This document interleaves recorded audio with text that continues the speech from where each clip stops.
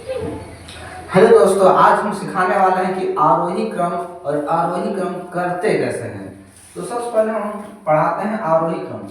आरोही क्रम का मतलब होता है बढ़ता हुआ क्रम। क्या होता है? बढ़ता हुआ क्रम।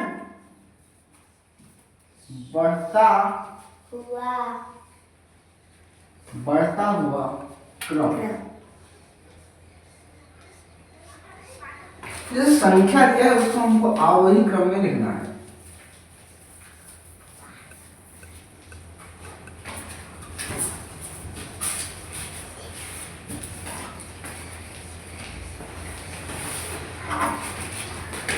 इस संख्या को हमें आरोही क्रम में लिखना है। सबसे पहले हम देखेंगे कि इसमें सबसे छोटा कौन है।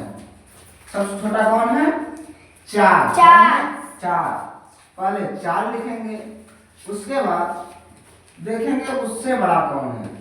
5। उससे बड़ा कौन है? 6। उससे बड़ा कौन है? 7। उससे बड़ा कौन है? 8। उससे बड़ा कौन है? 9। उससे बड़ा कौन है? 10।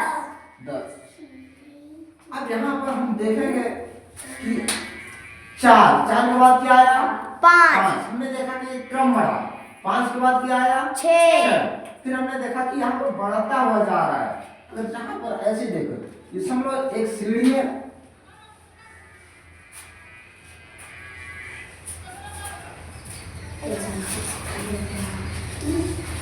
सीढ़ी पे चढ़ने की प्रक्रिया को हम क्या कहते हैं?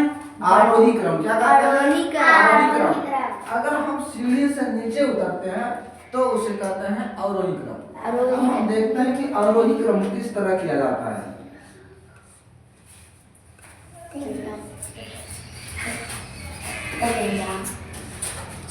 अवरोही क्रम। अवरोही क्रम मतलब होता है घटता हुआ क्रम।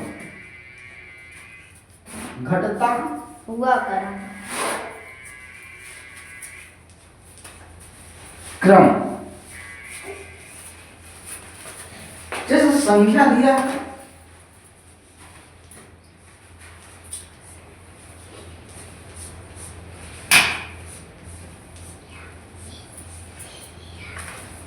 इसको हम जानेंगे कि आरोही क्रम कहते किसे हैं। अब देखो, जैसे सीढ़ी होती है,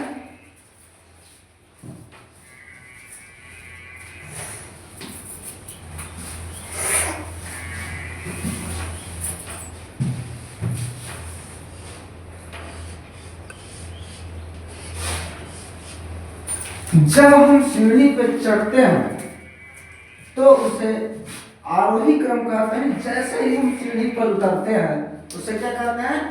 अवरोही क्रम, यानी घटता हुआ क्रम। इसमें हम देखेंगे सबसे बड़ा कौन सा है? 18। उसके बाद कौन सा है? 19। 16। कौन है? 16। उसके बाद कौन है? 14। उसके बाद कौन है? 13। उसके बाद कौन है? 6। 7। उसके बाद कौन है? 6। हम देख रहे हैं कि हम सीढ़ी पर से उतर रहे हैं। पहले 18वें नंबर पे थे, फिर 16वें नंबर पे, फिर 14वें, फिर 13वें, फिर 7वें, फिर 6वें। अगर हम सीढ़ी पर से उतरते हैं तो कौन सा क्रम होगा? घटता हुआ क्रम, यानी कि अवरोही क्रम होगा। समझ में आया बच्चों? Yes sir. Very good. Yes sir. ठीक है।